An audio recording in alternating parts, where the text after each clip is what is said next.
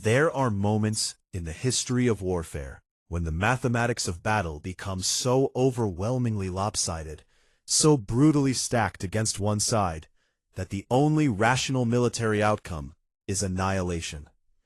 The Chinese People's Volunteer Army believed with absolute certainty that the late autumn of 1950 had handed them exactly such a moment. Deep in the frozen mountains of North Korea, at a remote reservoir called Chosin, they had spent weeks moving nearly 120,000 soldiers into the surrounding ridgelines under the cover of total darkness, traveling at night without fires, without radio communication, and without any of the logistical signatures that American aerial reconnaissance would detect. Their commander, General Song Shilun, had personally designed an encirclement so complete, so carefully layered across the mountain passes and frozen valleys surrounding the reservoir, that the approximately 15,000 United States Marines and soldiers positioned below were, by every calculation of military science, already dead.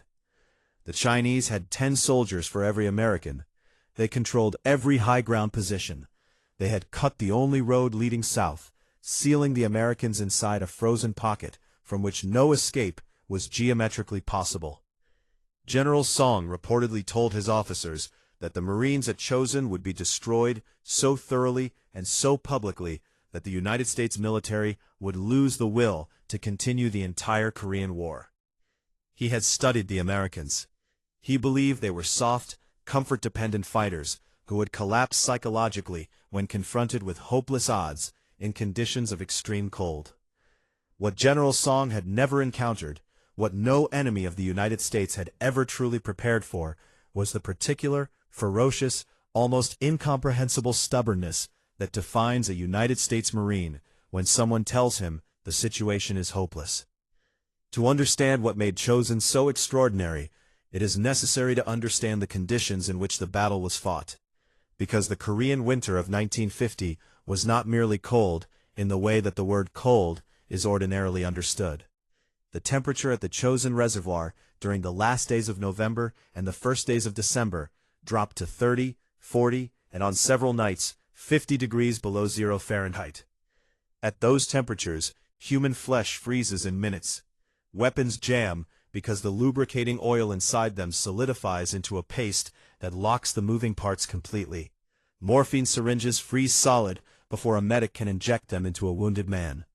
Rations freeze so hard they must be thawed against the warmth of a man's own body before they can be eaten, and the act of eating them in the open air means they are half frozen again before they reach the stomach. Blood plasma, the frontline medical intervention that saved thousands of lives in World War II, becomes useless because it freezes in the bag before it can be administered. The Marines at Chosin were issued cold-weather gear that was, by any honest assessment, dangerously inadequate for the conditions they faced. Boots that allowed moisture to accumulate and freeze against the skin. Gloves that provided insufficient insulation for sustained outdoor combat. And sleeping bags that could kill a man if he zipped himself fully inside during a firefight and couldn't get out fast enough. Frostbite became so universal that it ceased to be classified as a casualty. Men with blackened, frozen fingers and toes were expected to continue fighting because there were simply not enough able-bodied replacements to relieve them. The cold was not a backdrop to the Battle of Chosin. It was an active combatant, and it fought against the Americans with a relentless, impersonal cruelty that neither side could negotiate with or outmaneuver. The Chinese attack came on the night of November 27, 1950, announced by the eerie, haunting sound of bugles echoing across the frozen mountains, the traditional Chinese military signal for a mass infantry assault.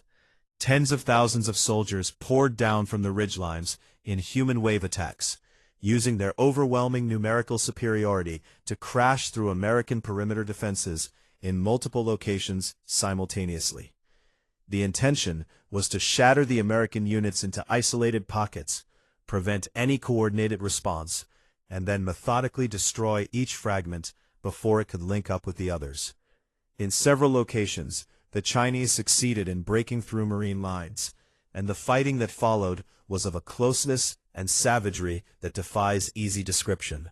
Men fighting in the dark, at temperatures that numbed their hands so severely that some could no longer feel whether they were pulling a trigger or not, in terrain so steep and broken that unit cohesion dissolved into individual and small group struggles for survival on frozen hillsides lit only by the flash of grenades and the burning wreckage of vehicles.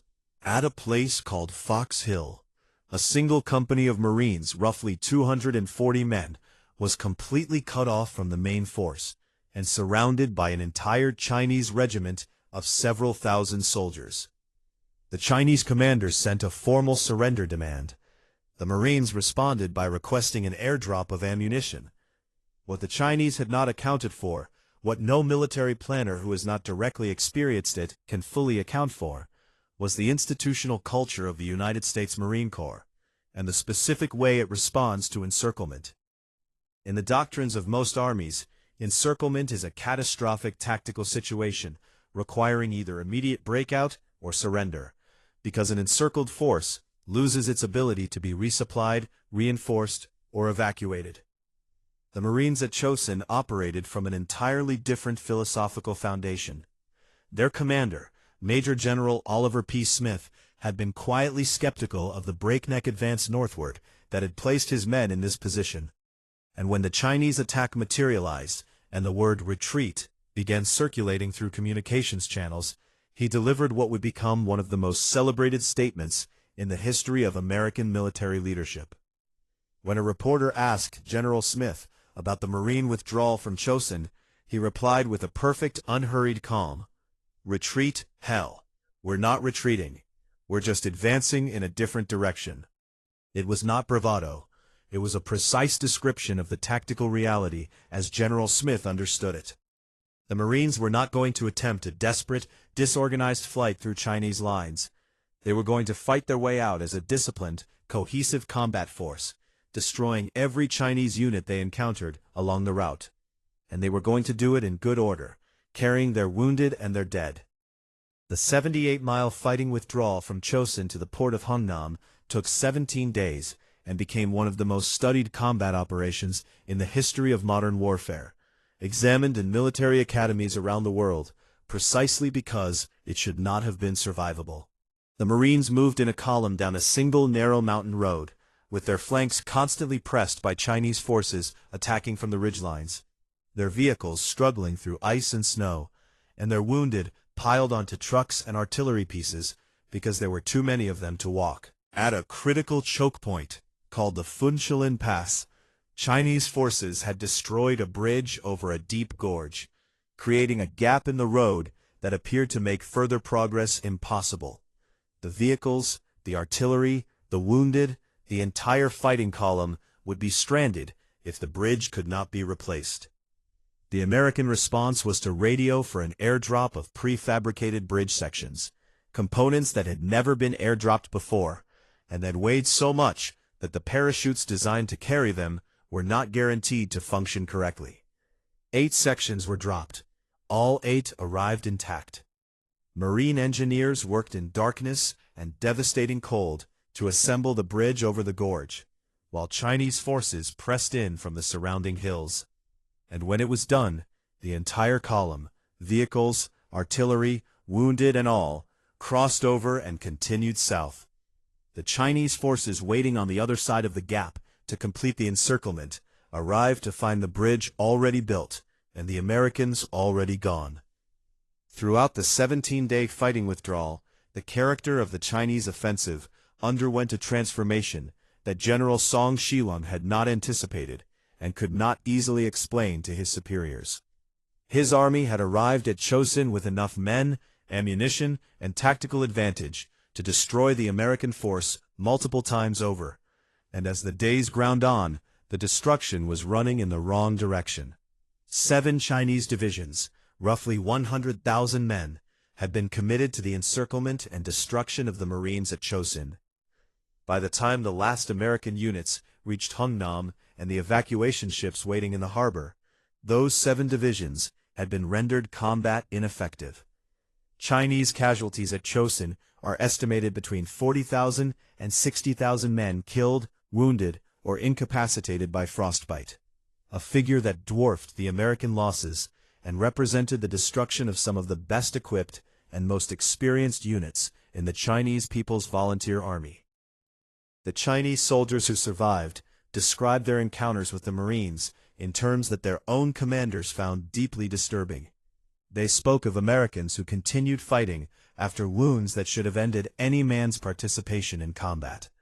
They spoke of small groups of Marines who attacked much larger Chinese units with a ferocity that seemed disconnected from any rational calculation of survival. They spoke of an enemy who did not behave like an army that knew it was surrounded and outnumbered, because the Marines at Chosin had decided, collectively and without formal announcement, that the arithmetic of the situation was simply irrelevant to what they were going to do about it.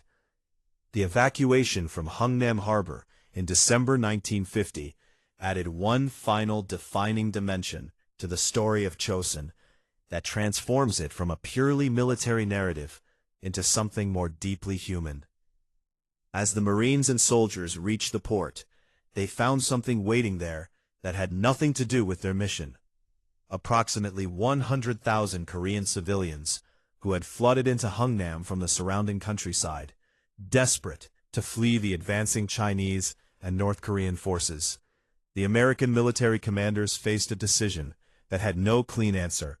The evacuation ships were loaded with vehicles, equipment, and military personnel, and taking 100,000 civilians would mean leaving behind irreplaceable military hardware.